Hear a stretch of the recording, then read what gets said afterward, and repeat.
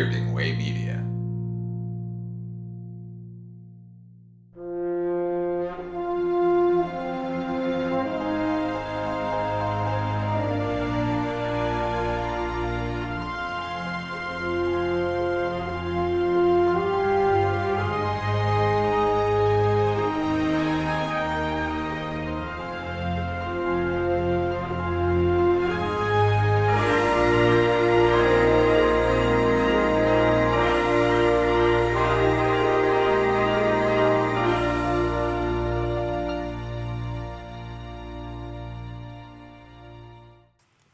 Welcome to episode 80 of the Filmumentaries podcast. This is Jamie Benning, talking to you here from my home in southeast London. It's pouring down outside. I'm not sure if the mic is picking that up or not.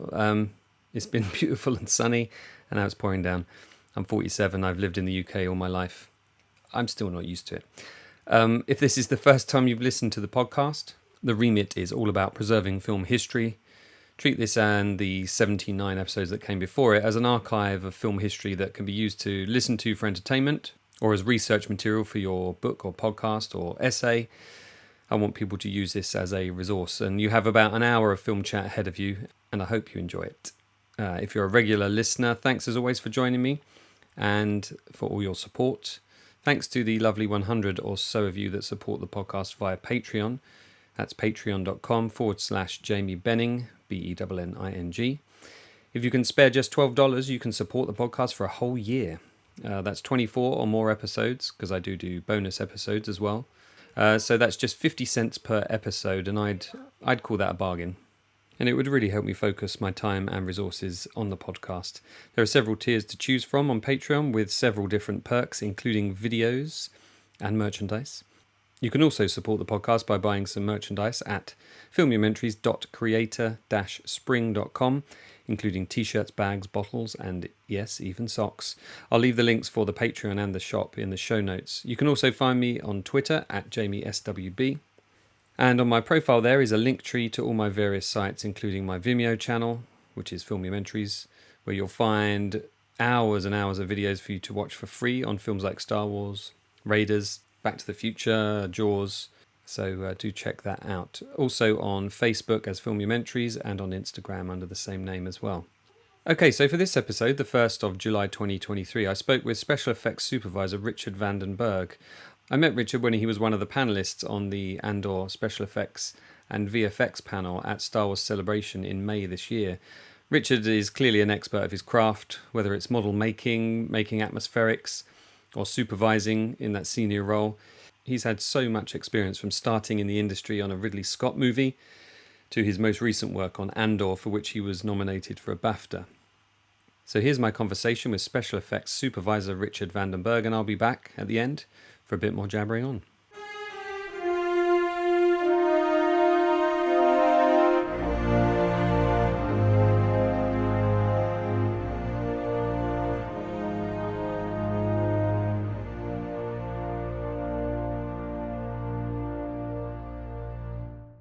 So, Richard, where did it all begin for you? If I look on IMDb, I see Ridley Scott's Legend. Tell me about that. Yeah, well, it was actually I was still at school, just finished sort of A-level time, 85, I think, and a good friend of my father's, he was doing the snow on Legend, and he said, "Come and get some work experience." I was going to art college, and he said, "Yeah, it'd be good." So 3 weeks of mixing snow tanks and. The rest is sort of stems from there, really. I sort of went to art college, not begrudgingly, but I sort of thought I'd already found my calling. But yeah, and pretty much straight after I left art college, I sort of strayed into back making snow again, actually, with him for a couple of years before I sort of branched out. Yeah, which was I'm sure that's some really. Yeah, sorry, I was just going to say it was a really wide-eyed view of sort of from a 17, 18-year-old of what the hell was going on, really.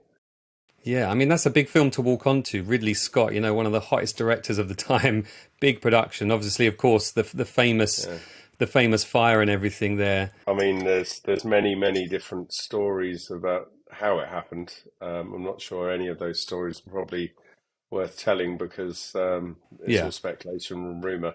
It wasn't Mm. me. Yeah, well, that's the main thing, right? I mean, I heard things of like, a fireball just kind of shooting through the top because I think Yeah, the gas had collected or whatever. That's the story we've heard, but a hell of a yeah. thing. And I mean that's one of the Ridley Scott films I know the least. Probably, I wasn't really into Mm. sort of fantasy movies as a kid. I was more of a like action and sci-fi and stuff like that. But Yeah, it's a great, sure. but great thing to have on your CV from day one. Yeah, I mean, Gordon, who I work for, who was a bit of a crazy guy, to be honest. He's still alive. He's 92 now. Wow. Um, I think the moment that I just thought I really want to be in the film industry was the day I went to work with him, and he said, I said, "Oh, I watched one of my favorite films of all time last night." He said, "Oh, what's that?" I said, "The Shining," and he said, "Oh." Yeah, I did a bit on that, and it sort of transpires that he was the effects supervisor on it for a while. He did all the snow, all the maze scene, all the snow, Yeah. Right. up at Elstree, and I just thought, wow, that is such an incredible movie, and it's very laissez-faire about the whole sort of experience. But for me, that was sort of a bit of a selling point in the film industry. I just thought if I can be involved in a film like that, then I really want. And having already been involved, obviously with Legend, but I didn't sort of.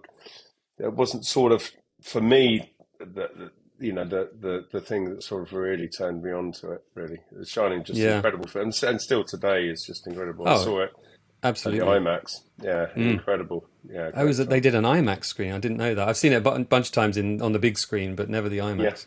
Yeah, Wow. yeah. I did 70 mil.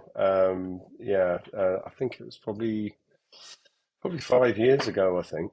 Right. Yeah, I went with a few friends, and it's still just incredible. I mean, And when you see a was film of that size as well, that even a film I mean, I saw Jaws. When was it last? Was it this year or last year when they re-released it in IMAX? And I've seen that film a yeah, hundred times, but I saw things in it that I'd never seen before because there's something about seeing the faces that big and the eyes that big and seeing the eyes mm, interacting and stuff. You really get a sense of the emotion. I'd love to see The Shining. The Shining is like one of those films yeah, which I can appreciate as a film, but also just from a technical point of view, is so good. That snow scene in particular, you buy that outdoor scene, don't you? I mean, that's part of the yeah, magic of what has yeah. drawn you in. Like, wow, that I want some of that kind of thing. Well, yeah. I mean, because also Gordon's explained to me that it's only really the opening sequence that is the only bit that's actually on location. The rest of Yeah, everything is at Elstree. Um, And I mean, he sort of tells me like 100 tons of dendritic salt just for the maze scene alone. Um, sort of crazy, sort of. It's just an incredible. I mean, the movie itself is just so special to me. I mean, yeah, Kubrick's one of my favorite directors, yeah. along He's with many others. Ridley Scott being obviously one of them. Yeah, Yeah, you can see almost a similarity between their use of the camera sometimes. I think you think of those opening scenes of Alien where we're looking around the Nostromo and they're kind of gliding through, and I think both him and Kubrick give us a really good sense of the geography of a place. Sometimes in The Shining, yeah, he kind of messes with us a little bit, like you were like, "Where are we now?" And that's deliberate. But yeah, some of those moments in both those directors' films, you really get a sense of where you are, and yeah, then the film kind of builds from there. Um, yeah. so back then, when you were making snow and mixing all this stuff up, what was it more hazardous then than it is today? I think that depends on who you ask, really. Right, I think because in those days there was it was an X sort of cavity wall insulation foam that right. uh, that was sort of later, sort of on the Esther Ranson show, actually sort of like put into sort of questioning. I mean, Mm, I've never had any problem with it, and it's a bit of a one of a kind. Obviously, paper and things like that are superseded, but they all have their issues. I mm, mean, there is probably 30 different types of snow you could call on to right. make in a film, and I think it just depends on what you're doing. Yeah, Some methods we use a lot more than others today. I mean, if you want that gritty sort of, I mean, we did the snow on Huntsman. Mm. We did, sort of quite a gritty sort of, that was for Dom as well, actually, Dom too. And that was very gritty, very grimy, and that was sort of like magnesium sulfate everywhere Mm. and huge, great sort of icicles everywhere.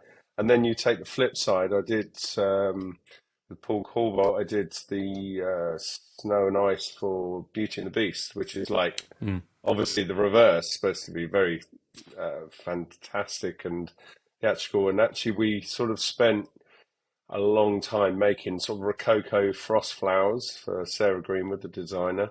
I mean, from like massive frost flowers to tiny ones on the windows, and you'd have to look pretty carefully. But there literally is a Rococo frost flower running through the whole film in Wow. every single set. Yeah, I mean, anywhere that's snowing, which is pretty much all of it. Yeah, That's the thing that strikes me about your job is, that it's three simple words. It's either, special effects technician or foreman or supervisor, but the remit of your job title is yeah, enormous. One day it can be snow, the next day it can be smoke and fire, and it can be flipping a car or all of those yeah, things. yeah. Is that something that you really enjoy about, the challenge of the job that you're going to be doing at such a multitude of different things? Yeah, I mean, absolutely. I mean, it is. There's so many different conditions within special effects. One day somebody might be doing electronics or electrics, uh, controlling a massive rig via computer. You might be making snow, rain, smoke. Yeah, I mean, the list literally is endless. Mm. Or you might be making a seagull poop on somebody's shoulder. It's sort of Yeah. Yeah. it's that ridiculous. And I've done all of those, obviously.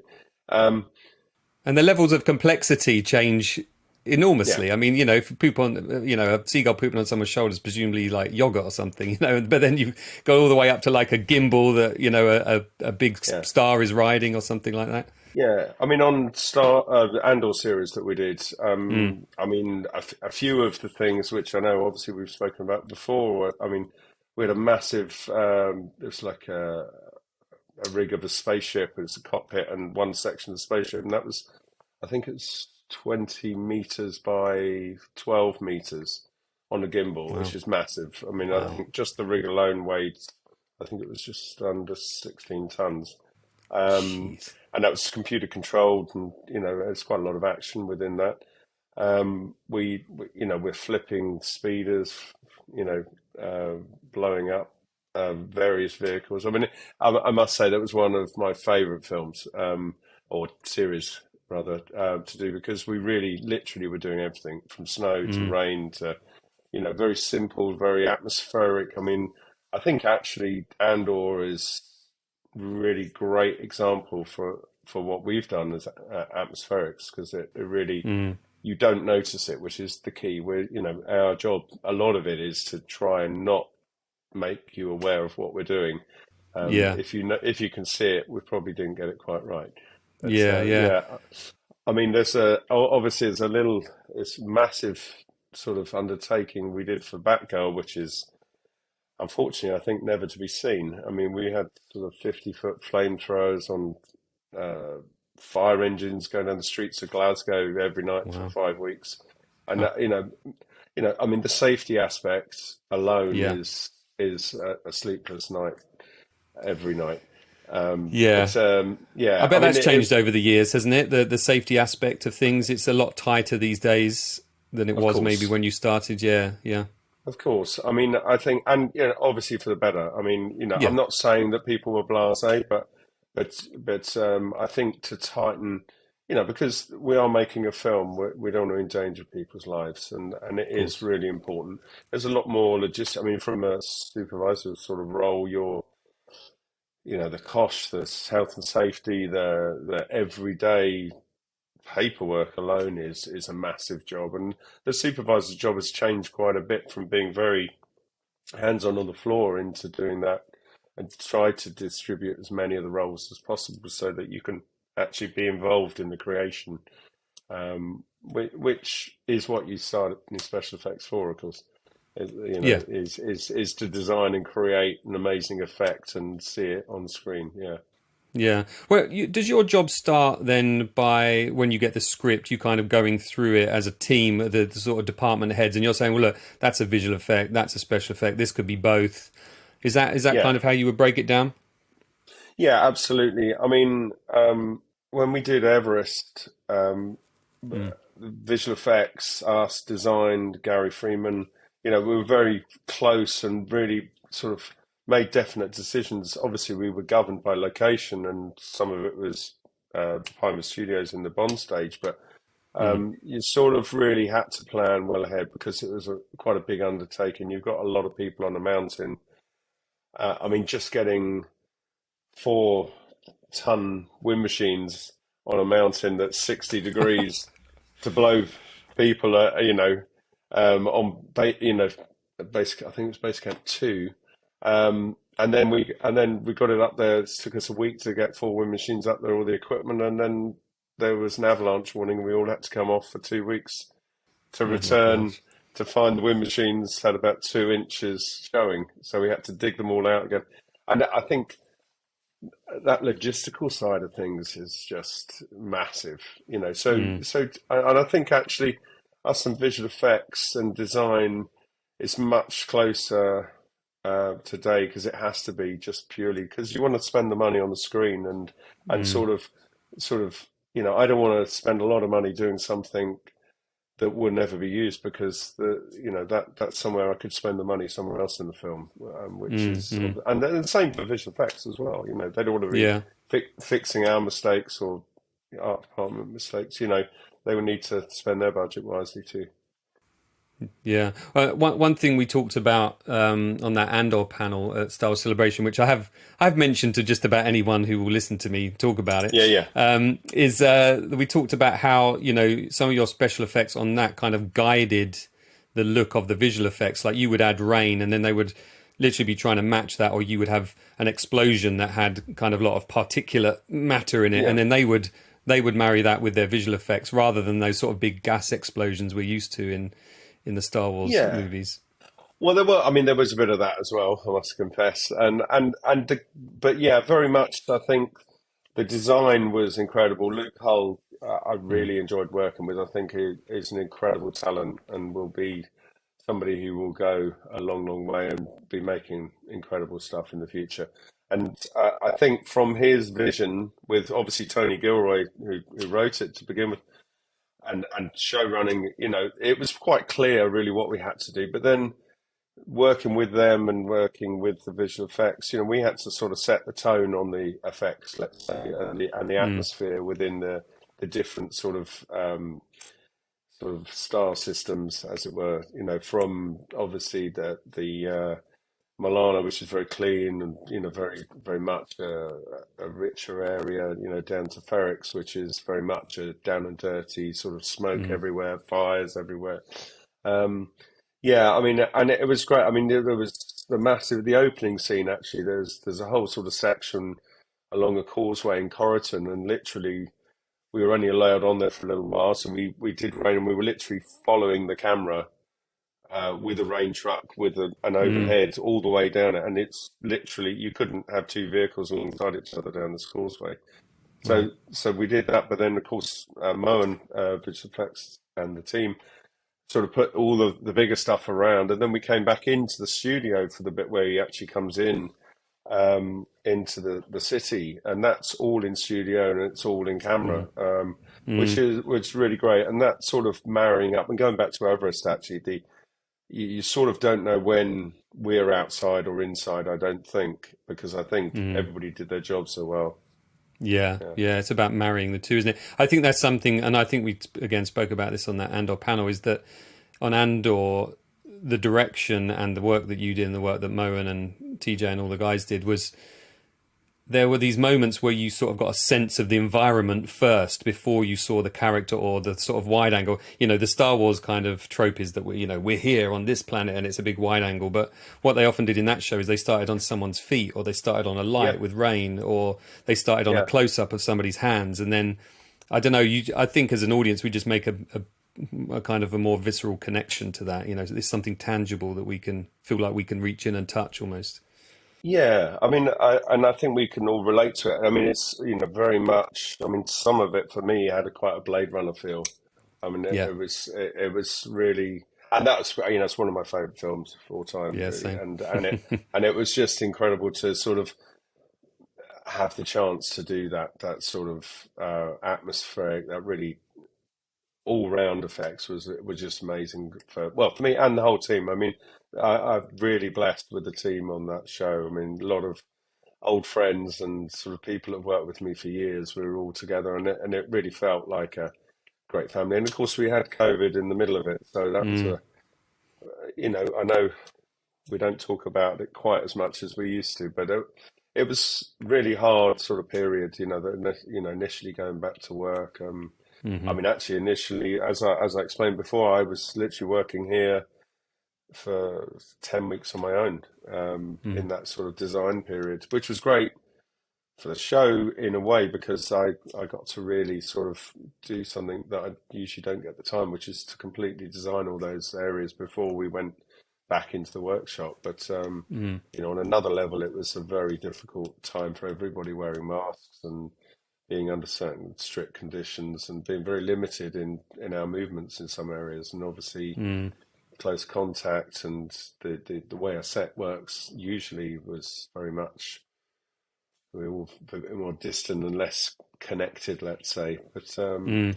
Yeah, you I bet know, it helped that you had worked with that team before because you've got that sort of shorthand that's been built yeah, up over a period of time where you can just look at somebody and know what they're yeah, thinking and what they're trying to communicate to you. I mean, I had it. I was all masked up at Formula One, and we were so used to sort of mouthing stuff to each other when we were on air, trying to be quiet, and that option had gone, But we managed to find ways of pointing and gesturing with our eyes and things, and you yeah. kind of, and because we worked together so much, we were able to do that.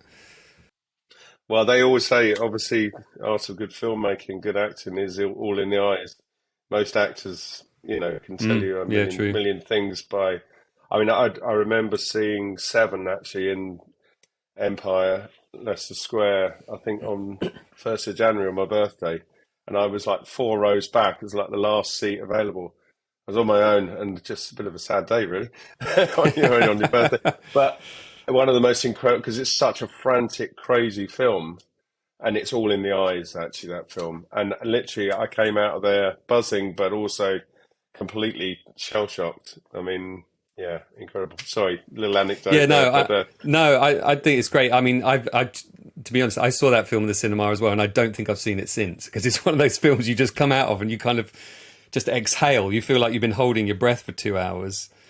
yeah. And yeah, it was an experience I didn't want to repeat initially, but I will revisit at some point. What comes across though in you saying that is that you're a fan, as much a fan as us sitting on Absolutely. this side, of the screen. I think it's interesting to me that there's a generational kind of gap there because a lot of the people that would have worked on movies around the time that you joined in the late 70s, early 80s, you were mid 80s, weren't you, when you joined, I Yeah, guess, mid for 80s, Legend. yeah.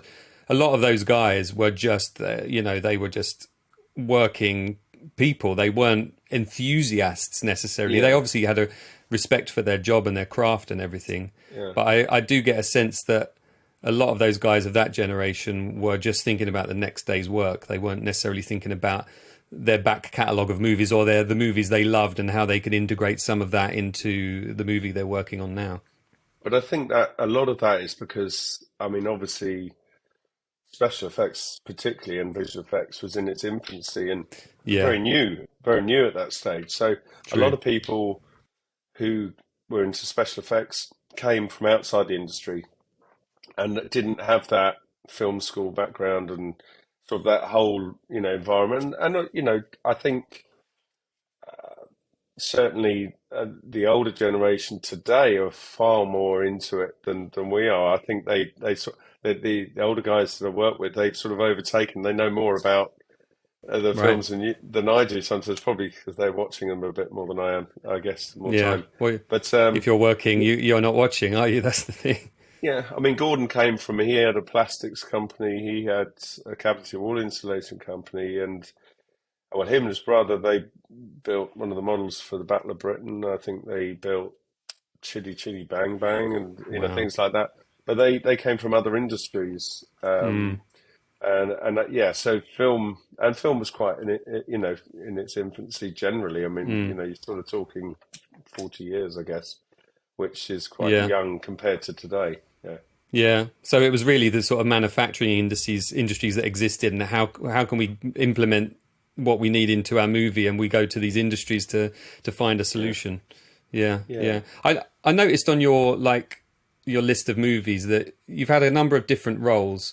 Yeah. You're listed as prop maker on a few projects as well. What Yeah. does I that mean, involve? I mean, I sort of switched. I started off doing snow, went into special effects, actually went into model making, and then Mm, visual effects sort of took that over a bit and went back into pure special effects. But in the interim, I had a company called Evolution Effects and Models, and we did hmm. literally what it says, effects and Yeah. models, and What were you prop. making models on then? What particular movies would I know of? We did Alien versus Predator. So you would Gotcha. have Yeah. Hmm. definitely seen that, I'm Hmm. sure. Yep.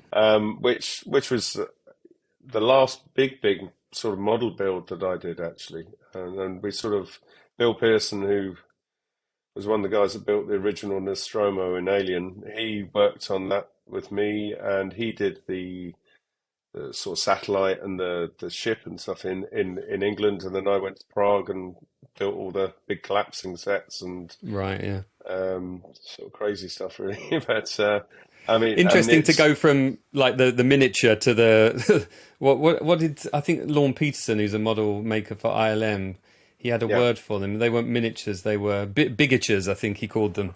Yeah. Well, they became known as big. I mean, certainly that was a big issue. I mean, one of the collapsing set at the end of that, I think, if I recall, and I might be wrong, was 30 meters by nearly 20 meters, and it was. I mean, the best way to describe it's like a reverse tabletop trick, where you pull the.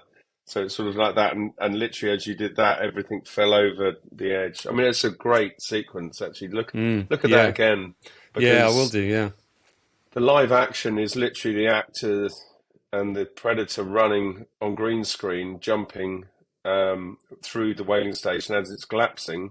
Visual effects. John Bruno's a good friend of mine. They obviously did all of the sort of additional interaction, but the majority of that whole end sequence is actually a model. I think we Mm, did 22 miniatures on that job. wow. So yeah, And so the it was a company was great doing miniatures and props as well. So you were actually making props. props Yeah, that the actors were handling as well. yeah. I mean, on Exodus, we made all the sort of stunt lances and Hmm. banners and things for the big fight sequence. It was things like that, and we did the borers. Actually, we made Oh yeah. things from oversized buttons for the costume to making 14 times size fairy lights for their interior, which actually had 10K bulbs in them that actually lit the set. Wow. I've just got we're going back a little bit now, but Yeah. Yeah. I mean it's not. I mean obviously I still get involved a little bit, and the guys do, but we don't do as much of the prop making anymore. It's usually as a prop making department, which if it has an effect within the prop making, then we'll sort of get involved now. Mm. And it's become a very big thing. I mean, somebody said to me, with visual effects, how surely it's taken loads of your work away, but I think actually. I think there's much more prop making and not models, but special effects because you have to start somewhere, as we discussed earlier. You've got to begin Yeah. with an actor on a rig in a green screen at least. Do you know what I mean? So Yeah. and then the whole interaction, yeah.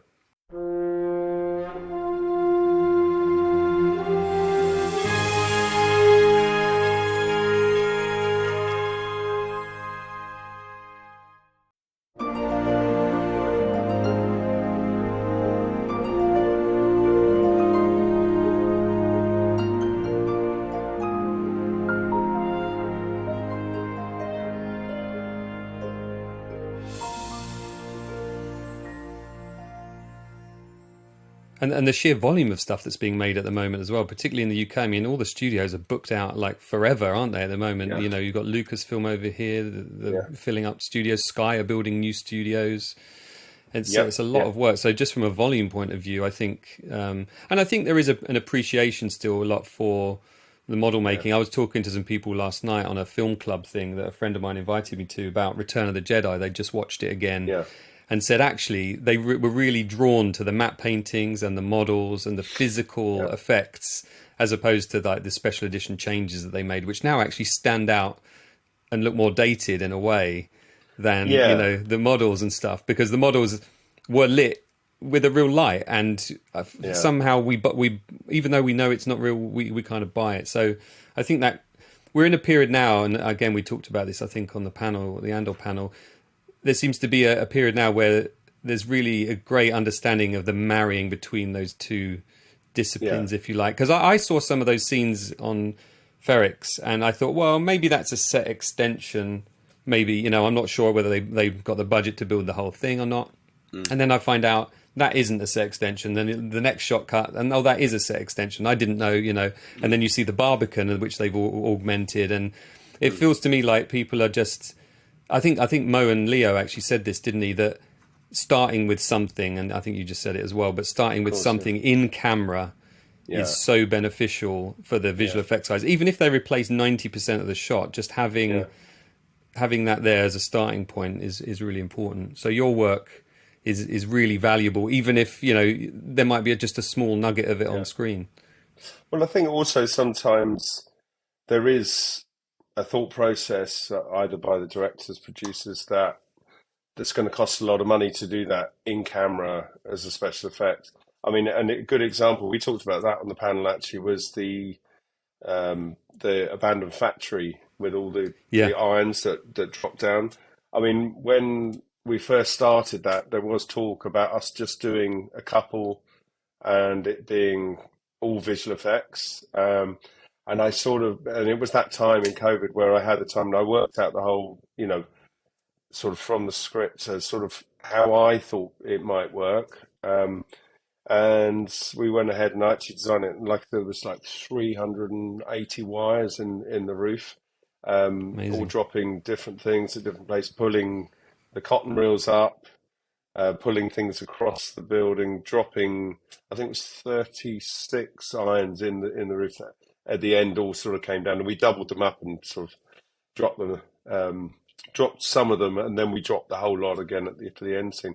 But as Mo very graciously said on the panel, I mean, they were expecting to do a huge chunk of that part, and actually they said, pretty much it was all in camera with the exception of some additions. And not only was that very lovely to hear, it's a great achievement for our department.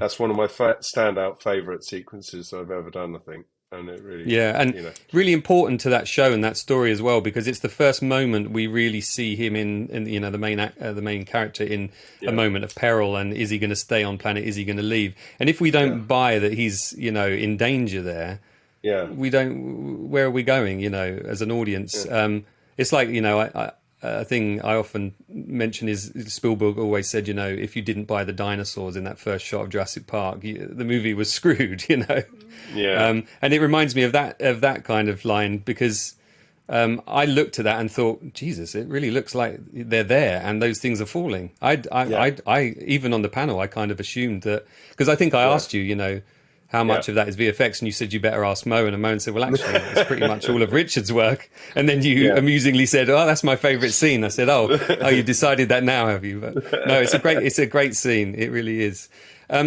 Looking back again over your career, like I see, there's been some great like TV show work you did, like Space Precinct. I remember that TV show. God, yeah. Yeah, that was kind of a big deal at the time. It was a while back. What was that, 94, 95? Yeah. I think it was earlier. I think it came out there. I think we're actually making it. Oh, no, you're right. I think it was 93, 94. We were on it for 14 months, I think. So we were doing guns and the Void comp machines, which is quite funny because, of course, that's pretty much what we all walk around with now.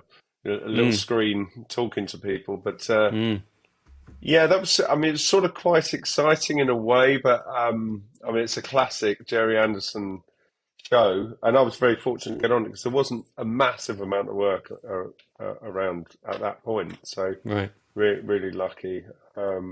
I just come off of a film that Steve Norrington directed called Death Machine, which is quite a classic horror movie.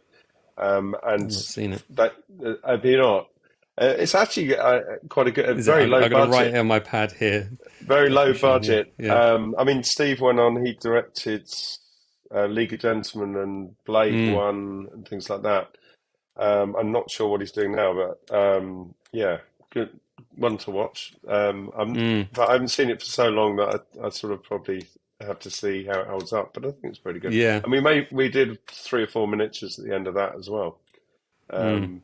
That was good fun. Yeah, And then, like, I can see, like, The Borrowers, which you mentioned. I think Darling yeah. Buds of May is in there at some Oh point. God, And, you're dipping in and out of the TV and the film industry because all your skills are applicable to both those mm, kind of worlds, I guess. And you strike me as somebody, we talked just before we hit record that you're doing some work at the moment when really you were probably going to have a bit of free time. But as freelancers and owners of our own companies, we do that, don't we? We get a call and we yeah, say, yeah, I am actually available because you don't know how long this is going to last. Obviously, your reputation is mm, something you've built up over a period of time, but there is a certain amount when you're freelancing that you're only as good as your last job, especially when you're starting yeah, out. And it yeah. seems to me that you're somebody who's just strive to always be working. How do you keep that kind of motivation? Is it purely paying the bills? Or, I mean, it's the passion as well, right? It is totally passion. I mean, obviously it pays the bills. There is a lifestyle that has to be. I don't have an extravagant lifestyle, but yeah, I think because as we were saying earlier, I mean, years ago there wasn't loads and loads of work around. I mean, as I was just saying, Death Machine and Space Prison, there wasn't a lot of work, and we come Mm, from an area where maybe you only worked 6 or 8 months of the year, which of course people in the last 15, 20 years have never seen. It's been pretty much continuous. So um, yeah, and you don't get out of that thought process because I mean, I remember just before I started Allied, the Robert mm. Zemeckis movie, I was thinking, my God, I worked for like a month, and I was sort of beginning to get nervous, and then started that, and 9 months of hell, and not hell in a bad way, hell in a great way. Mm. Amazing. In fact, that was a great experience. Robert Zemeckis truly is an incredible director who I loved working with, and it was very clear what he wanted in every shot, Mm.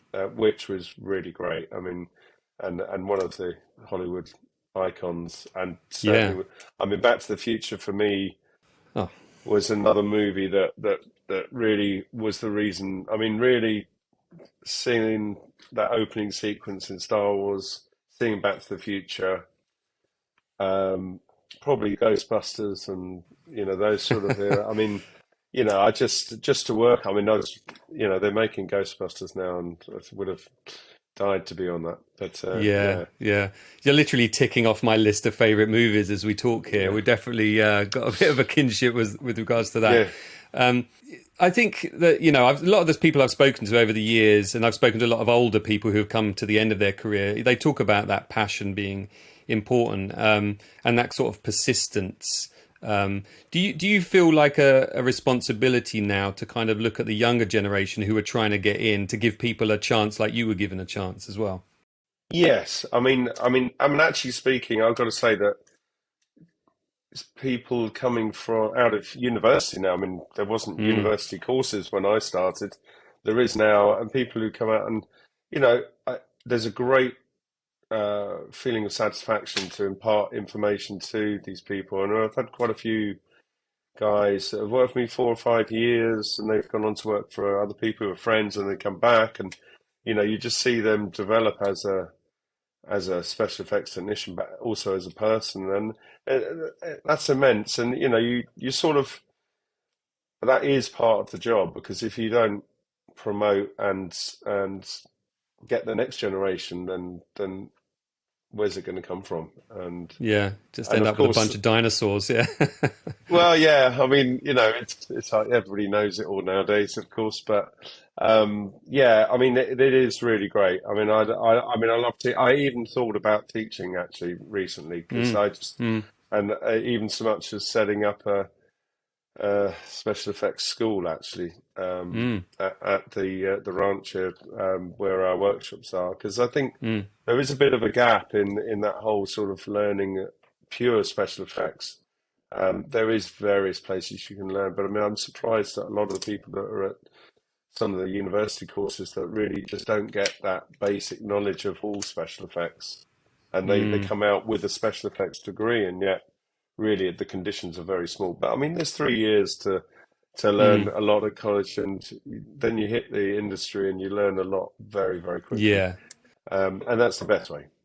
I think you're right. And do you find that there's a particular kind of personality trait in people that are successful in your part of the industry, other than that kind of, determination, I guess, that we mentioned? I think you need to be determined, definitely. I think you need to be a bit humble Mm, sometimes, because I think, even at my stage, because you're always learning. Anybody can teach you anything.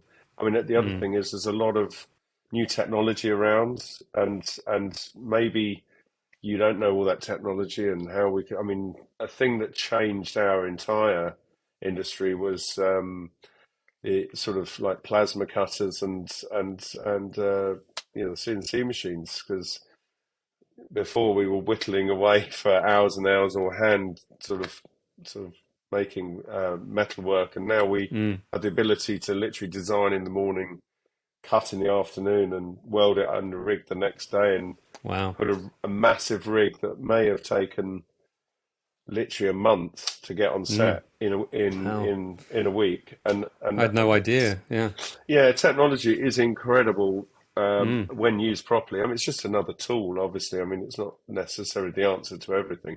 I mean, 3D printing sort of changed the industry, certainly in prop making. People who are sitting there making models for hours and hours and hours, and of course, you're Yeah. still designing for hours on Mm. computer, but yeah, you're not making anything three times Does, does physically. does that ever cause a problem in that you can do things so quickly that therefore you could make changes so quickly? So if it is a director that isn't a Zemeckis who knows exactly what he wants, that suddenly Yeah, you're having to change it on a daily basis. I mean, I think of the difference between editing on film where you're making a physical yeah, destructive cut, then Premiere, Avid, and everything else comes along, and suddenly you've got 20 versions because everyone's got an opinion. Has that yeah. affected your part of the industry in that similar way? Yeah, I mean, it does mean, because you are able to pull it out the bag a lot quicker towards the Mm. end, it does put off the decision making sometimes. Um, and eventually you sort of know in your mind that we have to push the button on this or it's not going to happen. Yeah, there's a crunch And point, kind of. Yeah. yeah, and a lot of the time that's really later than it should be. Mm. Yeah, I mean, that's obviously that, and that's part of the managing, supervising the effects. I mean, to sort of make the call, and also, people have lives. I mean, I can remember going to work at 5 in the morning and getting back at about 12 o'clock at night on a daily basis on some films, Mm. and I think people are treated a lot better now, and I Mm. think that's obviously a good thing. But That's good to hear. you do still work the hours, and it's the sort of time off where you're thinking about everything and actually, solving the problems in your Mm. own time. Mm. What Gordon used to call bath time. He used to sit in the bath and realize how he should have built something.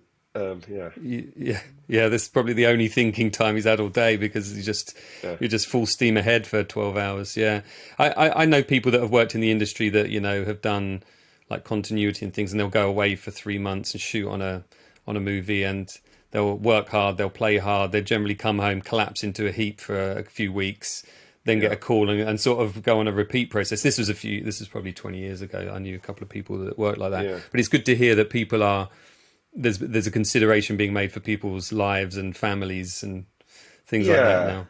And I think the other thing is that there was this sort of, um, thought process that you had to do all these hours, but I think that when you work a shorter amount of time and you have more time, you sort of are much more refreshed and able to come back and actually work properly. You get there's proper breaks. I mean, I remember going on certain films and thinking, my God, you literally have to have a break, and it was a Right. like revelation. I mean, having actual breaks was sort of something that other people had Yeah. really. But I and think you said to me actually behind the scenes before we went out on the stage for Andor, or maybe it was afterwards, that lunchtime is the best moment for you to kind of get in there and have a tweak while everyone else has left the set. But then maybe you get your break later on, I guess. well, I think as a supervisor, I'm not really talking Yeah. about supervisor because, like I say, when everybody's having their breaks, that's the time you have to think without being interrupted. And those Mm, sort of like half an hour in the morning, half an hour in the afternoon, lunchtime, and it is almost a rest anyway because you're able to relax and sort of think about the problems that in a very considered, personal way, which you don't mm, get. The rest of the day is literally question after question after question of, because you're often doing maybe in the workshop 7, 8 different effects, and then you've got 2 units on the set that are carrying out the effects that you made sort of last month, and it's sort of this continual roller coaster of different effects all at the same time, and it is hard to navigate, especially when you want mm, every effect to be as good as each other. I mean, nobody wants to give less time to anything. mm, mm. How has this kind of digital shooting as opposed to film shooting affected you? Because I hear things from like friends who are actors who say that they say just keep going, go, do that again, do that again. There's no take one, there's no take two. They just roll camera. So for you, if you're doing an explosion or you're adding atmosphere or smoke or Yeah, fire or whatever, you've only got a finite amount of that, surely. yeah, So yeah. is that a frustration for you sometimes, or is it something you got used to now? I guess. Well, yeah. I mean, obviously, you've got used to it. I mean, when it comes to explosions, it's very carefully considered.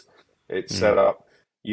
I mean, like on Andor, when we're flipping the speeder, we've only mm, got 3 speeders. right. So you have to make sure the time's given. I mean, we only flipped it twice. We got it on the second one. We got it on the first Nailed one, it. really. They used a bit of both. But you have to, that has to be considered. That can't be a again and again and Mm, again because it takes 2 months to make this speeder go down the rails. Continual testing. I mean, we tested that speeder three times, maybe four actually, wow. very very early stage. Um, and there's a lot that goes into that, and to make an entire speeder that's light enough that flips, that then explodes, and then when it's flipped over again, explodes a second time, and all this has got to be done in shooting on one day, which Yeah. is which is a mammoth task. Um, Mm, so yeah, but when you come to you know putting atmosphere in the back, or steam, or rain, or um, fire, or what general. I mean, fire is obviously a consideration of health and safety. If it's flambeaus going in the background, they pretty much endless. But yeah, it is, and that's why it's relentless on the set. I mean, if you mm, are set supervisor, you do not get a second off very mm, often. There's always something going on, and you're always setting up for something to move on to in 2 hours. And it's the mm, support network that makes that happen really as much as the on-set guys. mm, mm. Yeah. Are you a kind of problem solver in the rest of your life? Because I mean, that's ultimately what your job is. Yeah. You're spinning plates. You're fending off questions. You're having to come up with the right answer at the right time for people for all those questions firing at you. All these different scenarios. Do you find that your personality for that carries on into your real life, or are you like I, one of those gardeners whose garden is a complete tip?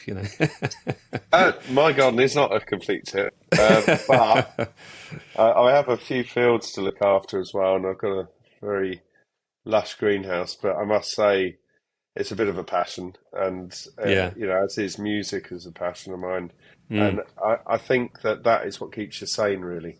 So mm, I certainly get told that you're not at work at home when I try to explain how to do everything.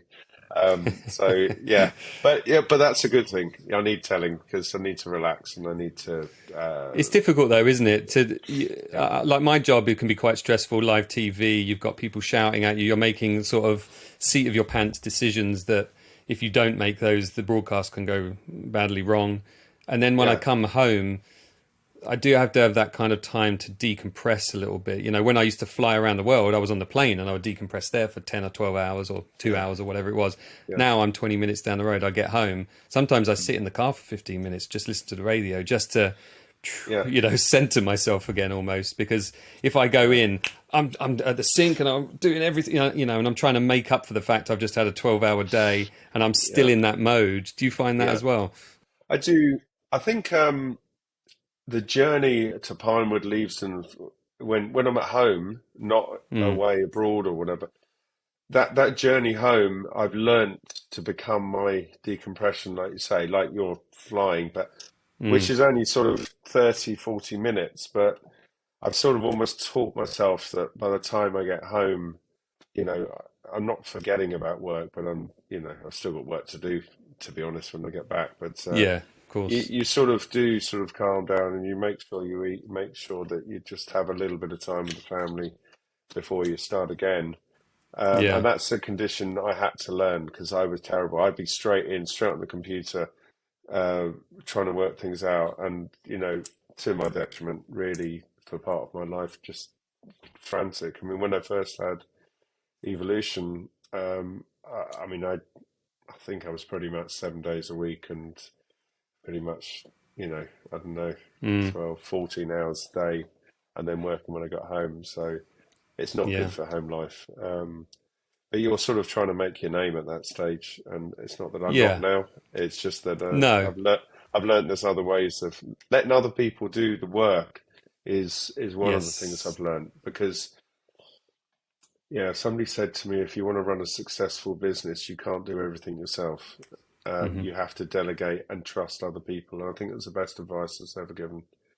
Yeah. Um, You've got to and generate that relationship with people, haven't you, where you can put your trust in them yeah, and, build a team around you. That's the yeah, it's a very skillful thing if you can manage it, if you can pull it yeah. off. It sounds like you have. Well, it's very hard in special effects because you never really can stand away from it. You sort of because of the safety aspect, because of But you've built a good your team, I mean. your yeah. Oh, absolutely, yeah. I mean, Mm, everybody that I've worked with, well, over the years, but certainly in recent years, great relationship, and I love working with all of them. I mean, obviously, it changes film to film because most people are yeah. freelance, which Mm, is difficult because if you find you're not working for a little while, you can lose a load of crew very quickly. So, there's a bit of, mm, and it's so busy at the moment. It is a bit of a minefield on that score. So the pressure is mm, on you to get a job continually. Yeah. So yeah. you don't get. Yeah. So you don't drop off the list almost. Yeah. Yeah, yeah. Well, you don't lose the crew. Really, is the key. Yeah. Yeah, and I can see, like, again, looking at your list of movies, like a couple of Star Wars movies, like you said, Beauty and the Beast. There's of course, the Andor TV series. There's Harry Potter. These are big, big shows. Are Yeah. you how aware? Is there ever a compromise where you think, look, I'm going to work on this big show X, Y, or Z, and I'm going to be on it for 6 months? Is that going to be more valuable to me from a business sense than working on maybe like 6 or 7 smaller shows and have continual work through that period? Well, I think the answer to that question is pretty much what I was just saying is that if you can say to people, we're going to be working on the show for 9 months, you pretty much can get every person you want because everybody Right, wants to hear that. If you of say, I've got to course. work for a month on this show and then I'm going to do another show, probably they're a bit sort of like, well, I've been offered 6 months on this show and I have to look after, so so the answer's made for you. I mean, I enjoyed doing quite a lot of little things, but I mean, I have sort of, if you like, a bucket list of who I'd like to work with that I haven't worked with. Mm. And, I mean, I could probably name them very easily now, but it's, I think I've got to the stage where I just really want to work with certain people. I mean, Tim Burton definitely is somebody that I am worked with, and I think every single film that I've ever seen that he's made, I've just absolutely been in awe of. David Fincher's another one, you know. Robert Zemeckis was definitely one, and to work with him was just a dream. But yeah, there's a few other. I mean, there's lots of great directors sort of coming through, and I could sit here for hours probably and tell you. But yeah, there is definitely, you know, some of the classic directors that, you know, probably are doing only so many more films, let's say. Mm. Yeah, I'd love to sort of, you know, get to work with those guys. And I guess working on those big tentpole movies does kind of, increase your chances of being noticed by those directors in a way, and Yeah, potentially getting involved in a movie like that. it's not necessarily about the size of the movie. I mean, I'd quite happily do a smaller movie if it was with the right people. You know, I mean, Yeah, it's and the not just work, I about. guess. Yeah, Yeah, I mean, obviously, you want to do great work and you want to have something to do. I don't, you know, don't want to sit on a film for 6 months and not really do a lot. It's not in my nature, but mm. yeah, I mean, there's definitely some sort of tasks ahead of me to shoehorn myself into certain places. And you know, I really, I, I'm, I've got a great team. I've got a great sort of mind, I think, to sort of fulfill any sort of film really. And it's not just about genre for me either. I like, you know, I love a thriller for Shining. You know, a big blow up sequence. You know, I mean, if they're gonna remake some of the big old war movies or even westerns, you know, I'd love to be involved with those. You know, Yeah, I don't think. I think to go across the genres is a really great thing. I mean, Tarantino obviously does skip the genre quite successfully right the way through, and you know, there's another director I'd love to work with and haven't yet, but you know, just really the passion and the knowledge, and that, you know, he just strikes me as somebody just be incredible to work for. Very difficult, not yeah, difficult for him, but difficult because you know you have to get it right. um absolutely. You got a bit on your A game, yeah, for a lot of these big yeah, yeah, directors, of course. yeah, But it sounds absolutely. like, it looks like you've had such an eclectic mix of work Yeah, over your career so far, and you've still got a long career ahead of you. And I could certainly see you ticking off a few more of those bucket list directors. And I wish you yeah, well, and I really do appreciate you giving your time, because it's an hour out of your time. You're working today, and yeah, I'm glad we finally got to chat, yeah, Richard. It's yeah. good. It was great. Jamie, amazing. I really enjoyed it, and it's great talking to you. I'll call me up again.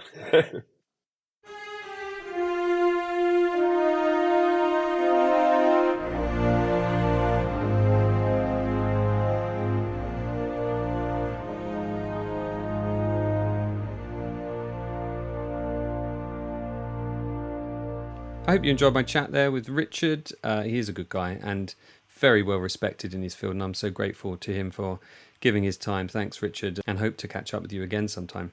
Next up on the podcast, I have filmmaker Kevin McTurk. Kevin is launching a Kickstarter for his new short film.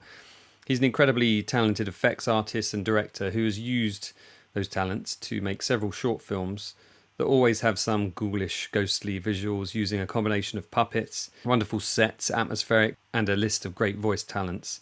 Look out for my interview with him later this month. In the meantime, you can check out his site, thespiritcabinet.com. Also coming up on the podcast, I have Steven Spielberg's special effects supervisor of choice, Pablo Hellman. We've already recorded a great chat, and I look forward to getting it out to you. Plus, I've had a wonderful conversation with VFX artist and supervisor Charmaine Chan. Very inspirational. I'm sure you'll agree when you hear it. I've had to sadly postpone my conversation with Randy Tom due to the teacher strikes here in the UK. I'm going to have to be full-time dad on that day, but hopefully we can reschedule that at some point. Supervising sound editor Max Smith and I spoke a couple of weeks ago too. Another great guy, and a lovely conversation with someone who's passionate about their job. That's what this is all about for me. Thanks to all of you that have purchased our Return of the Jedi unauthorized timeline book. So great to see so many of you posting about it and seeing it in the hands of the Jabba puppeteers and team. is great as well. It brought a big smile to my face. If you'd like to keep abreast of all the latest on that and our upcoming books, yes, we are doing some more, check out my Twitter feed at JamieSWB. If you've enjoyed my podcast, please leave a review on Apple Podcasts, preferably a really good one. And that's the way I can get it in front of, eyes and ears.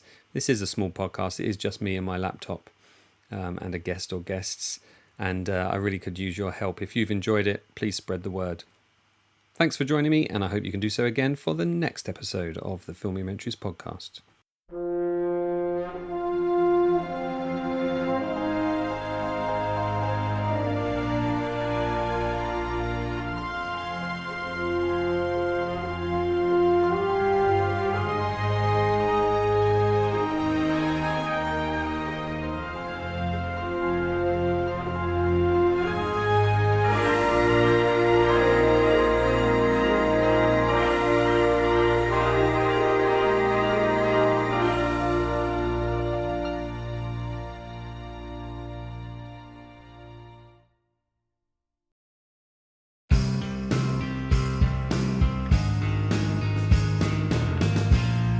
We are being